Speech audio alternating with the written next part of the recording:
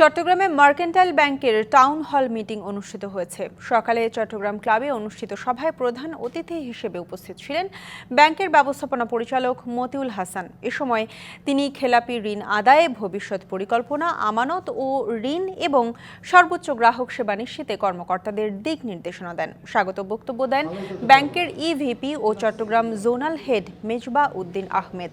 অনুষ্ঠানে আরও উপস্থিত ছিলেন ব্যাংকের উপব্যবস্থাপনা পরিচালক মোহাম্মদ জাকির হোসেন, আদিল রায়হান, শামীম আহমদ, অসীম কুমার সাহা ও doctor Mohammad Zahid Hossain, CFO doctor Tapas Chandra Pal, SEVP Mohammad Iqbal Rezwan প্রমুখ।